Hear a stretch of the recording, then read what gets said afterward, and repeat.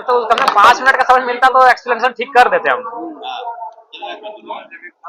जयराम जी, सदन में आपने जो बात रखी, इसमें ये होता है कि सरकार से और कानून व्यवस्था से कोई इकबाल नहीं रहा है और लोग जो है नक्सली पर ज्यादा विश्वास करते नहीं, मैं हैं। यहाँ ये बहुत पुराना उदाहरण है, ये 20 साल पुराना उदाहरण मैं दे रहा था, लेकिन बीच में मंत्री मैडम टोक दी और अध्यक्ष महोदय चूंकि वो सरकार की मंत्री हैं, थोड़ा सा अध्यक्ष महोदय को भी उनका फेवर करना पड़ा और बोला जयराम जी आज के लिए आपका समय इतना ही है। मैं उस बात को यहाँ पूरा करना चाहता हूँ, क्योंकि देखिए आज आप विपक्ष के किसी भी विधायक का जो स्टेटमेंट आप देखेंगे सदन में, चाहे बालू को लेकर हो या अबू आवास को लेकर हो, तो उसमें कहीं ना कहीं करप्शन को सामने ला के रखते हैं।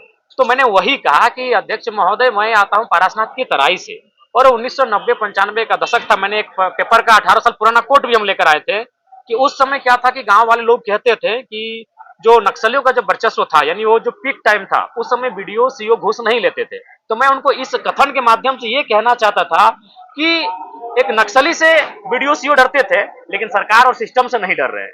वो लगातार शिकायतें आ रही हैं घुसखोरी की।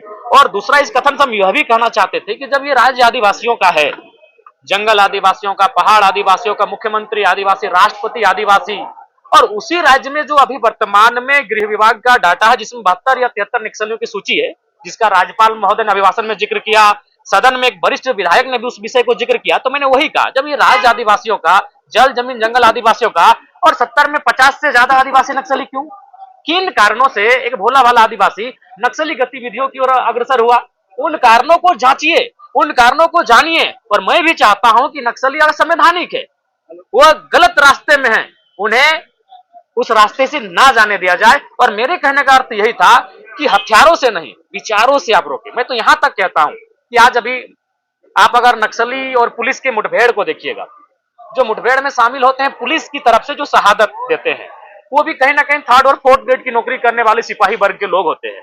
अब जब ज्यादा अध्ययन कीजिएगा तो आपको कभी कभी ऐसा वाक्य सामने आएगा कि नक्सली मुठभेड़ में जो शख्स की जान गई और पुलिस में जो जिसकी शहादत हुई, उन दोनों का आपस में बहुत दूर का कनेक्शन है कि दोनों एक दूसरे से ममेरे फुफेरे भाई लगते हैं। तो मेरा कहना है कि ना उस पहाड़ की जरूरत आम व्यक्ति को है, ना उस पहाड़ की जरूरत पुलिस को है। उस पहाड़ में जो खनिज है उसकी जरूरत पूंजीपतियों की है। तो मैं उस विषय को कह रहा था कि आज क्योंकि राज्यपाल महोदय ने भी अपने अभिभाषण में नक्सलियों के नियंत्रण पर जिक्र किया है, तो मैंने यहां तक कि मैंने वर्तमान सरकार को भी इस पर विशेष नहीं कहा, मैंने दोनों को कहा। इसमें दोनों सरकारों का श्रेय अगर नियंत्रण में है, मैंने दोनों सरकारों को कहा, बल्कि मैंने अब तक की सरकारों को कहा। तो जब तक पूरा एक्सप्लेनेशन मैं ना कर पाऊं, जब तक मुझे 5-7 मिनट बोलने का अवसर नहीं मिलेगा, तब ये क्योंकि ज्वलंत मुद्दा है। आप लाख बजट पारित करें, अगर वो बजट अगर धरातल पर ना पहुंचे, अभी आप मान के चलिए पारसनाथ एक्शन प्लान के तहत जो उस तराई में या दलमा या आपका सारंडा के जंगलों की तराई में जो डेवलपमेंट का कार्य करते हैं, वो काम तो बाधित होता है, नक्सलियों के कारण वो कार्य बाधित होता है। तो ये बजट का ही अंग था, मैं जो एक्सप्लेन कर रहा था वो बजट डिस्टर्बेंस का अंग था। तो इसलिए मेरा मानना था और मेरा तर्क यही था सरकार को कि सरकार को सबसे पहले ये चाहिए कि उनके जो अबुआ राज में बबुआ हैं, अगर वो टाइट नहीं होंगे तो आने वाले कुछ वर्षों में एक नए किस्म का नक्सल आएगा आपके सामने। वो जंगलों में ना होगा, वो बंदूकों के साथ ना होगा, उसके दिल और दिमाग में आक्रोश होगा, एक नए टाइप का, एक नए पैटर्न का इस सिस्टम से एक बगावत करता हुआ कोई एक नया संगठन दिखेगा। तो इसीलिए मैंने कहा, चूंकि आज जब से सदन चल रहा है करप्शन महत्वपूर्ण मुद्दा रहा है और वो करप्शन की उपज कहीं ना कहीं सिस्टम की उदासीनता है और उस सिस्टम में बैठे लोग सरकार की नहीं सुन रहे हैं। तो ये मेरा तर्क था। लेकिन उससे पहले स्पीकर महोदय ने कहा कि जयराम जी आज आपका समय नहीं है, तो मैंने कहा कि आसन की गरिमा है अध्यक्ष महोदय, आसन का सम्मान है, लेकिन जिस दिन फिर हम खड़ा होंगे इस बात को पूरा पुनः दोहरा के जाएंगे। देखिए ऐसी स्थिति का कारण यही कि जो भी सरकारी पदाधिकारी हैं उन्हें अपनी जो सैलरी है उसे आत्मसंतुष्टि करनी चाहिए। जब तक वो अपनी सैलरी से आत्मसंतुष्टि नहीं करेंगे तब तक नहीं हमें लगता है कि इस राज्य को आप सुचारू रूप से चला पाएंगे। ये कोयले का अवैध जो अवैध कोयला कालाबाजारी हो रही है, उसमें क्या कमी आई है सरकार से या और बढ़ा है? नहीं देखिए, हमारे खिलाफ ख्याल से बढ़ा है।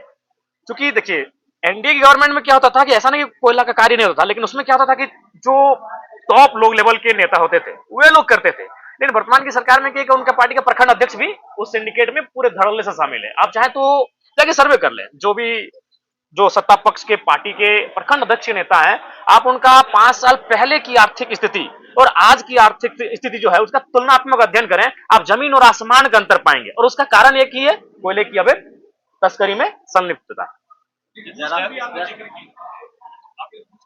जी जी,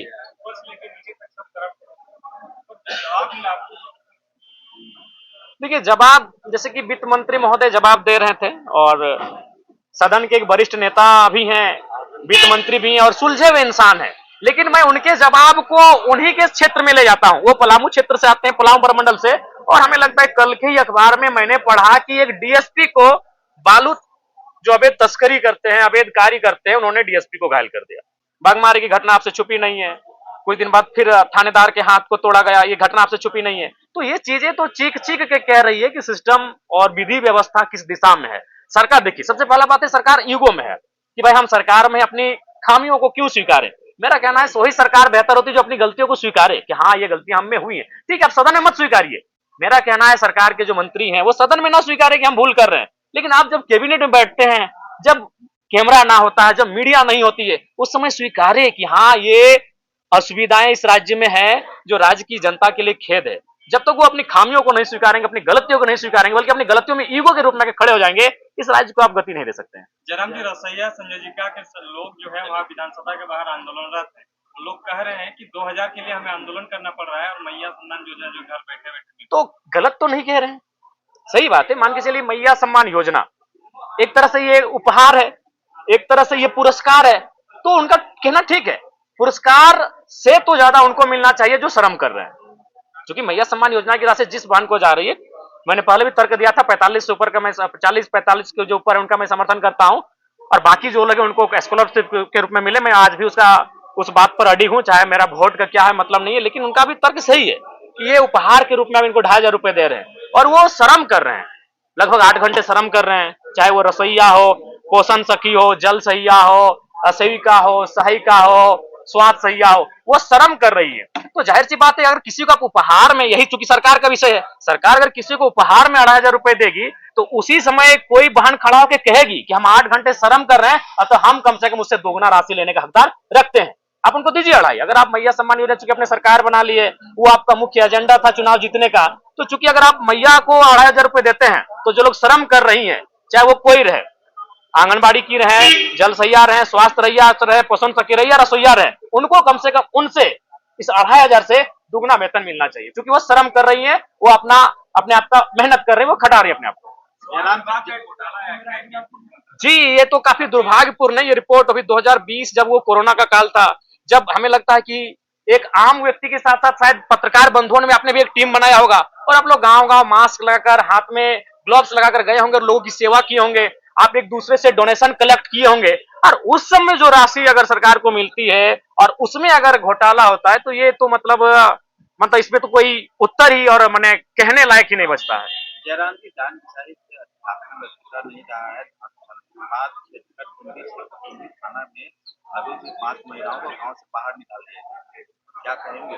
देखिए, ये बिल्कुल अमर्यादित है, असंवैधानिक है, अमानवीय है, और सरकार को चाहिए विशेष इस बात को संज्ञान में लेते हुए जो लोग दोषी हैं उन पर कार्रवाई करें, क्योंकि आज 21वीं सदी में इस लोकतांत्रिक भारत में डांड, पिशाच, ये भूत प्रेत, ये विषय नहीं होने चाहिए। इन विषयों पर लोगों को प्रताड़ित नहीं करना चाहिए। ये बहुत ही दुखद है और खेदजनक है।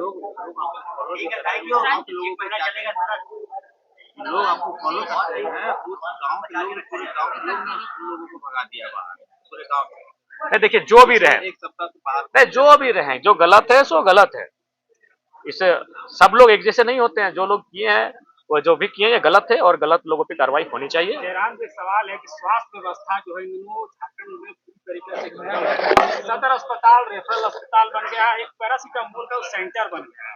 क्या कहेंगे? सरकार कहती है कि हम पूरी तरीके से जो योजना को उतार रहे हैं और लोगों को स्वास्थ्य लाभ नहीं मिल रहा है।